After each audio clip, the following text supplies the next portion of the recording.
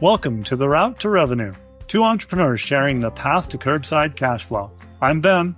And I'm Mike. We're both founders of two successful recurring revenue businesses in the home services industry, and we've built our companies from startup to profitable and scalable operations. This is the show for entrepreneurs serious about building sustainable home service businesses. Whether you're starting out, scaling up, or ready to move beyond trading time for money, we share proven strategies for creating predictable monthly revenue streams. And while our expertise comes from the bin cleaning industry, the systems and principles we discuss work for any recurring revenue home service. Think lawn care, pest control, pool maintenance, and beyond. Each episode, we break down real-world strategies for customer acquisition, retention, operational efficiency, and building systems that generate consistent income while you step back from daily operations. Are you ready to transform your home service businesses from a demanding job into a profitable asset? This is The Route to Revenue. Hello, everybody, and welcome back to another episode of The Route to Revenue. I'm Ben McGee, and I'm here with Mike Walker. How are you today, Mike? I'm doing great, Ben. How are you doing? I'm doing great. Excellent. So today we'd like to talk about how we balance home and business. And I don't know if there is such a thing as balance, but we'll try and tackle this subject and maybe have some fun with it. Absolutely. Absolutely. I think there's different ideas of balance at different stages of the business. Let's just say that is how I've gone through it. So, but oh, go ahead. Sorry. I think that there are seasons is the way that at least that's what I tell my wife. I say, there are seasons to this. So, we're in the season of I have to work a lot. And then there's going to be a season where I don't have to work so much. But by the way, I haven't been able to do all of these hobbies that I used to do. And so you're probably still not going to see me for a while. That's right. That's right. And what's funny is not to get too far into the episode too quickly, but there's days of the week that are not your normal days off that I observe, if you will, that she doesn't quite understand. Like Mondays, for instance, we operate Tuesday to Saturday. So Monday's kind of a little bit of an off day. We have to wait until the trash is picked up and then we start work Tuesday and we run through Saturday. So when I'm kind of lounging around the house at 9:30 and she probably does some iPhone stalking method where they find out where her husband is. And she says, "Why are you still at work?" And I say, "Well, it's Monday." Or she'll, ping me on the boat and she'll see me on the boat and "Why are you in the middle of the lake? Are you on the boat or are you just floating?" And, different things like that that I think, are indicative of, I don't know what I'm trying to say necessarily, but they're just different times off that we observe that maybe the regular population doesn't observe it at various times. So. Absolutely. So, I'm going to tell a little story here that, one of the things that goes along with owning your own business, obviously, is that it will consume every minute of every day if you allow it to. 100%. And I learned that I had to actually calendar and schedule time off. And otherwise, I just don't take time off. So we were actually looking for an assistant for me a little while ago. And, we've kind of narrowed it down to one lady that was just super. And we're talking to her. And all I wanted was someone to handle my calendar and my email and just take that off of my plate for a little while. And so Lisa and I are sitting there talking to this lady, and she's just super. And she's like, "Well, kind of tell me what you mean by handling your calendar." And I said, "Well, my tendency is that if I have something that's scheduled for me, meaning an activity that I want to go do that is not work related, that's I will give that up if someone calls or emails and says, 'Hey, we need you to do this instead.'" And she says, "Okay, give me an example." And I said, "Well, as an example, I shoot 2 trap leagues a week. So Wednesday evening and Thursday evening. are non-negotiable. And then, Saturday afternoon, I like to go shoot with my buddies. So that one's kind of a non-negotiable as well. Right. And she looks at Lisa and she says, "Are you okay with that?" And Lisa started laughing and she says, "I insist on it. He's a pain in the ass if he doesn't get that." The time out with the boys. That's right. You Absolutely. got to have it. So, Yeah. you already mentioned the boat. What else do you have, Mike? Well, I have similar situation. I also have a group of, it's funny. My family call them my bro friends or boyfriends or whatever. Are you going out with your Right. boyfriends today? And I've got several groups, believe it or not. Because I'm fairly social and I just enjoy it. And some of the people transcend a couple of the groups and then others are completely different. But yeah, the boat was a big thing. That was something I've wanted for 50 some years or so, 50 years, I guess, at that point. And maybe that was or is my midlife crisis, if you will. But for so long, I wanted it. And all I remember is, my mantra was, for me, when I started the business was 3 years, 3 trucks and me not driving any of them. That was just my little thing when it was 95 degrees and, hot Atlanta. I'm not from hot Atlanta, so I can call it hot Atlanta. Everybody that's from Atlanta doesn't Right. like that term, but whatever.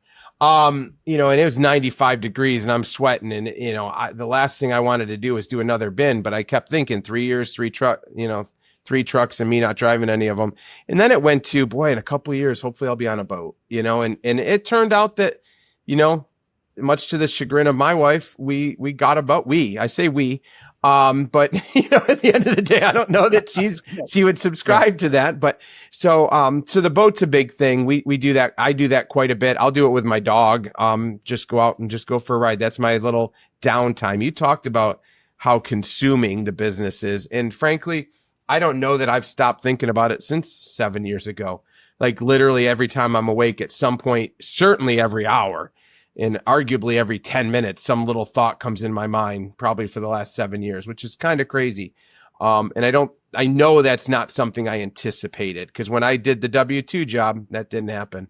You didn't think about the business once you left the place, but when it's your business, you think about it all the time. But yeah, so those boys groups, we've got a bowling pin league where we shoot different weapons at bowling pins and knock them down. We've got an old softball dads league, and that was where our kids, we enjoyed each other, and our kids played softball together on the school team, and we enjoyed each other so much that when the thing stopped and our kids went off to college, we were like, well, what do we do now? So one of the dads came up with this brilliant idea to call it the board meeting.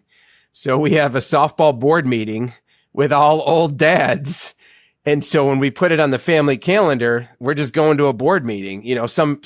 I guess some people needed that to say, well, it's a board meeting. So I got to go. Right. When all it really means is we go to the local Mexican restaurant and get tacos. So we do that and just different, and of course there's family time, right? I mean, family is super important. I mean, we have a really close family. So we like to do a lot of things together.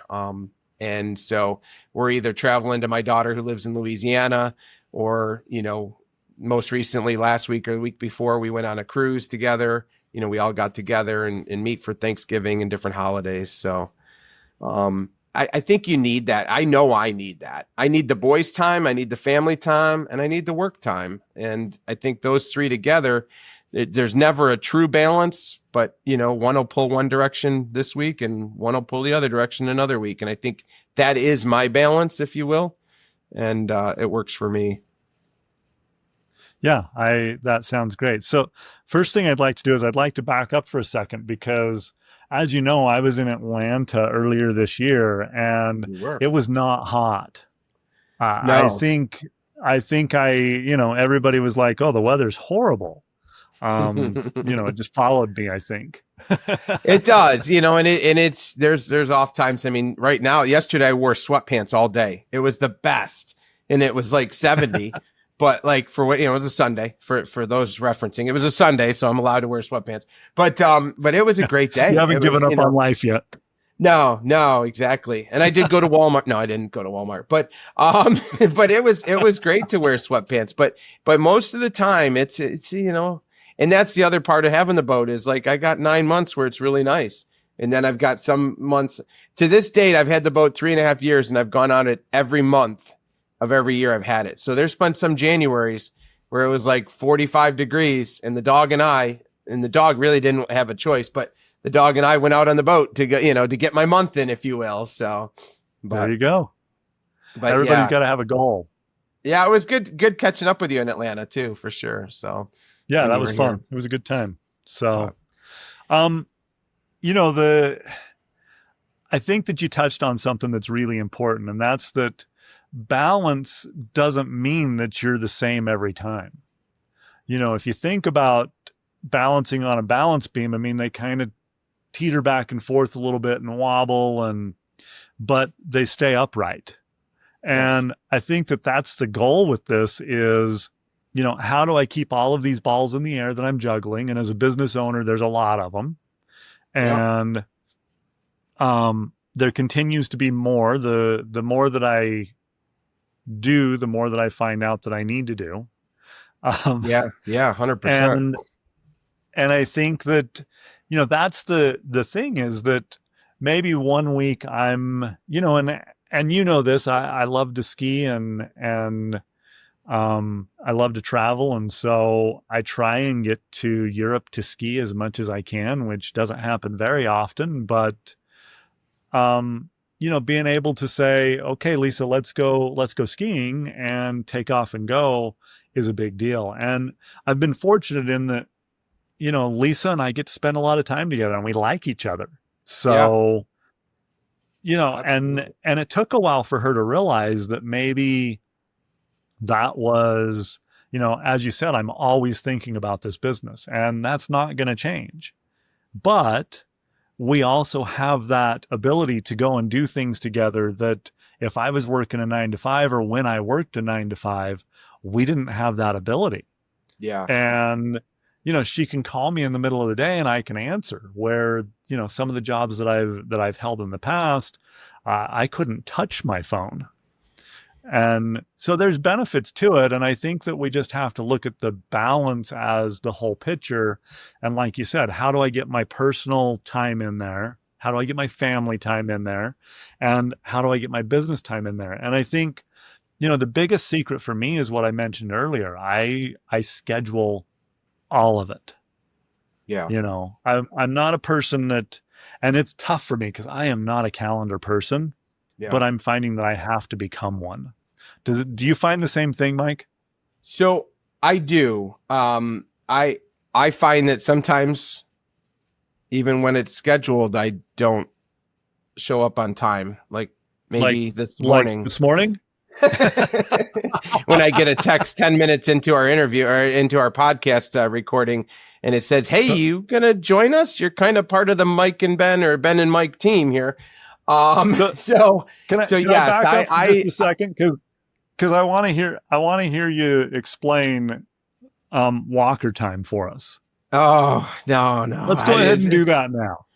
So walker time. The walker time is for the families that I guess enjoy our company or that we hang with or we are friends with. I don't know how they can enjoy our company some days, but we have this saying. It's walker time. Pretty much anybody that knows us pretty well, and it was so bad.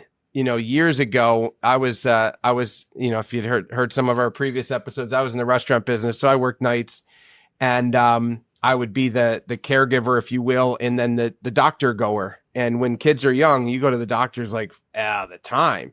And frankly, I didn't mention this before, but before this high, what do they call it? High deductible plan. You used to go if your kid had a little sniffle because all it cost you was $20. Now it costs you like $125 until you hit your deductible. So we probably would have parented different, but back in the old days, you could go to the doctors for basically $20. And so I would go and I guess it got so bad one time or whatever. I show up at 10:15 for my 10:15 appointment and the person up front says, "Well, your appointment's at 10:30. Appointment's at 10:30. No, it's right here, 10:15. And so she goes, "Oh, Yeah. So there was a stint like every time before today, she said, and we had a pretty good relationship with her, where you were always 15 or 20 minutes late. And today, for some reason, you're on time. So we've always adjusted your time by 15 minutes because it would put us behind before we went to lunch. So that was a little embarrassing. And to this date, it hasn't really changed much in that we're still 15 or 20 minutes late, as evidenced again by today. But it was a little mortifying episode for sure. But yeah, to get back on subject, I and I appreciate you, Ben, for pointing that out. That's fantastic. Sorry, I kind of meant to embarrass you, but shouldn't have probably. Perfect. Well, I'll give it back to you. You just wait. But I liked your analogy of the balance beam. You know, I think in business, well, two things. I think people go into the business thinking I can just do whatever I want whenever I want, and I don't think anything could be further from the truth. It just means that some things I think can be passed off. You know, fortunately, when you get to the point where you have some staff and some colleagues with you, you can move things around a little bit, or you do have more flexibility. If I knew my kid had a softball game, I made sure that all the bins were done by 2:00. And I went to that game or what have you. But I liked your analogy of the ballerina on the balance beam. You know, sometimes you are the balance beam and you're trying to stay on that beam. Other times you're basically like a heavyweight boxer just trying to keep standing.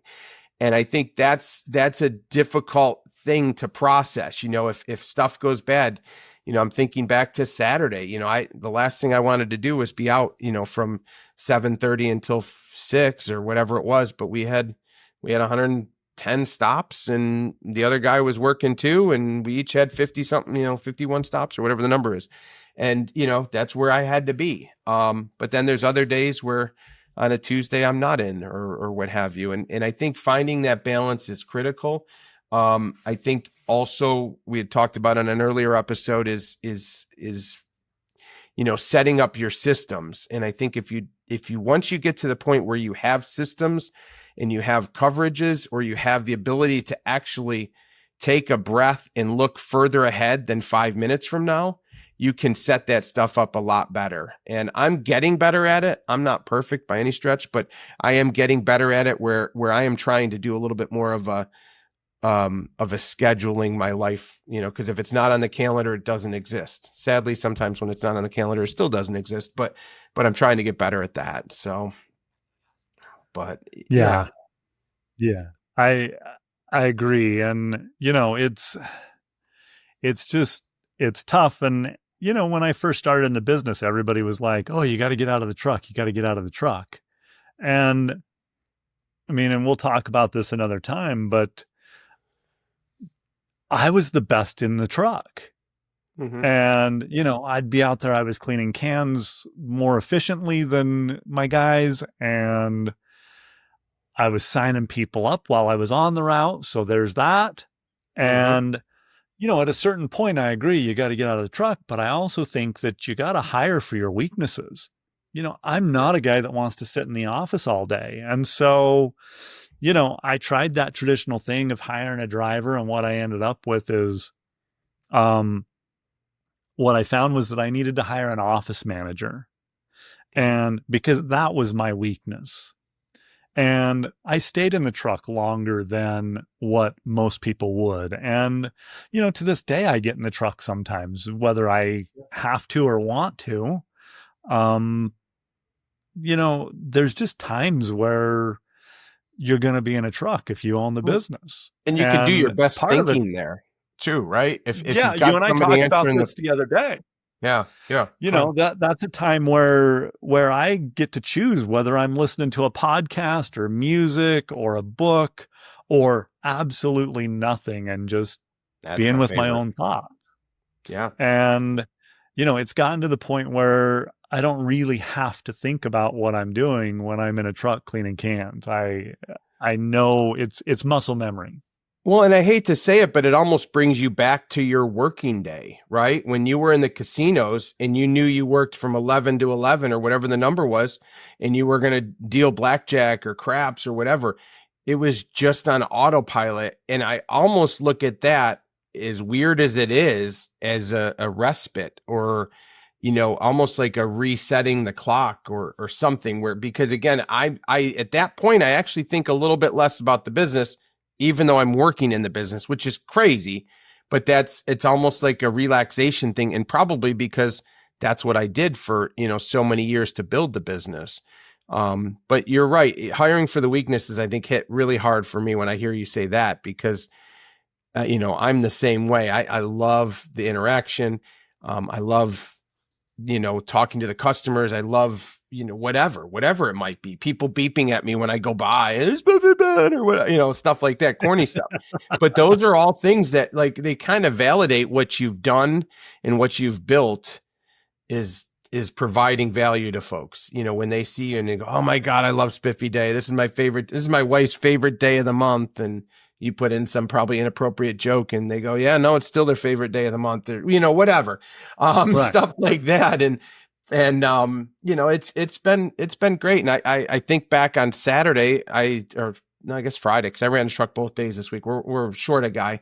And on Friday, I met with a guy that he's been with me for 5 years now, 5 of the 7, 6.5 years. And, you don't necessarily remember until you see him, but I see him and I'm like, "Oh my gosh, I know you, not I know you, but I remember where he works, what he does for a Yep. living. I check on him. I know his cars."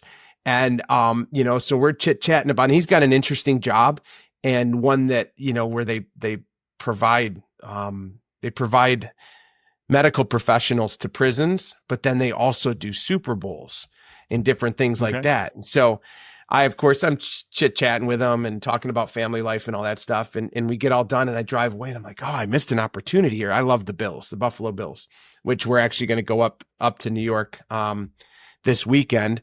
And then we're going to watch the game here in Atlanta, at the Bills game, but when they play the Falcons. But I get done and I'm like, "Oh," so I shot him an email and I said, "Hey, John, Mike here. Great catching up with you." I did it from our CRM. As I'm driving, I pull over and, I said, "Great catching up with you.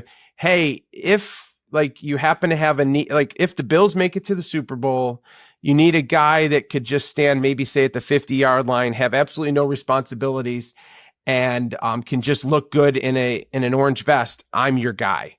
And, FYI or something like that. He writes back, "LOL, I'll keep you in mind," or something like that. But, Yeah. but it's fun to build those relationships. And while I love to talk a lot, it's nice sometimes to not have to talk. And, it works out well. It's a good, trying to find that balance is not easy.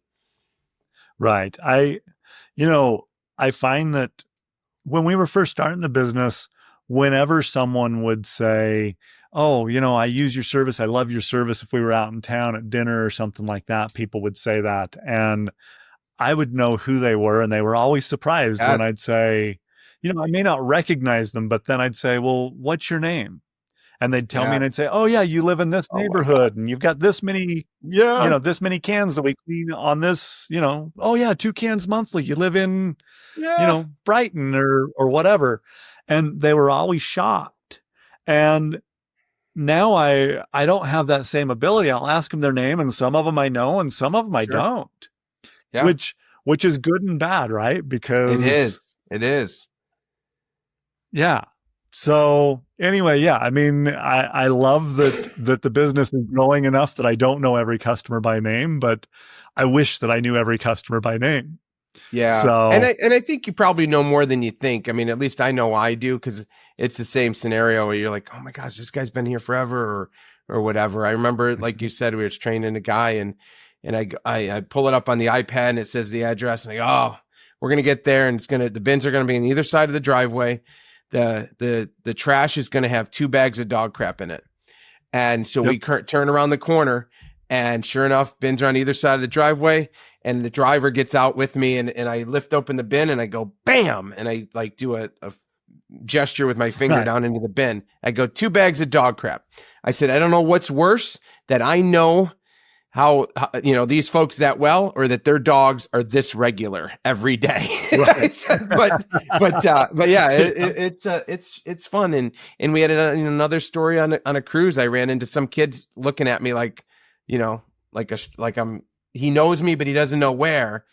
And then he goes, oh, and then finally he put me, and he said, oh, that's Spiffy.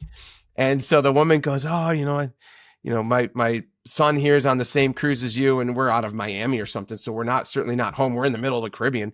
And, Right. and I said, oh my gosh. I said, oh, what's your name? They're like Wiley, and then same deal like you. I said, oh, you're on Stillwood, and you got a couple houses, and oh, your husband's a sheriff. And, sure enough, she's like, oh my gosh, how do you know all that? I'm like, it's crazy. Yeah. And now my drivers, the guy that's been with me 4 years now, he's the same way. And we'll just start talking. We'll riff about something, and he'll go, oh, the Smiths or whatever on, whatever. And, oh yeah, 123 Main and blah, blah, blah. So it's wild. And that's how much I think the business can consume you. And that's also why I think you need to have those times where you go skeet shooting or trap shooting, which I don't know the difference between trap and skeet. What is the difference? So the difference is trap. I mean, you have a central house, a trap house that launches the clay pigeons, and they go at different angles, directions. Okay. But they're all away from you, and you rotate around the house. Skeet is where you see the high house and the low house, and they come across, and you start at one and you rotate around the field. But they're going across, whereas trap's going out. In the same pattern every time, and trap goes in different patterns, or do they all change patterns too? Skeet is essentially high house, low house. They're coming across. It's the same pattern. And you just change your position. Okay, interesting. Yep. Sorry, I had to ask that because I was talking to somebody the other day, and I didn't know the difference. So, yeah, no, that's the difference. So, cool. Any chance I get to talk about shooting a shotgun, I'm game. Absolutely. Your shoulder probably doesn't appreciate it some days, but that's all right. Yeah, you get used to it. That's right. It's good to be bruised sometimes. Absolutely. So, awesome. So just to wrap up, I think, basically what I'm hearing is balance is hard to achieve and maybe completely unattainable, but we have to continue to try, and that there are things that we do, like using a calendar and making sure that we take the time for the people that we love, and also not neglecting the business. Yep. Do you have anything that you'd add to that? No, I think those are all, I guess obvious points, but I would say that I would add is that with time and hard work and some systems, you can get to that point. It may not feel like it on day 1 through day 900, but there can be light at the end of the tunnel if you run it like a business.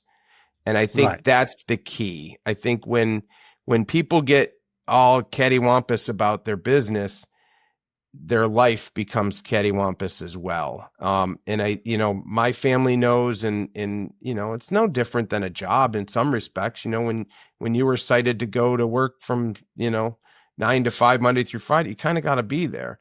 And that might be the hardest part, is to say to your family, I know nobody tells me but me when I have to be there, but I do kind of have to be there.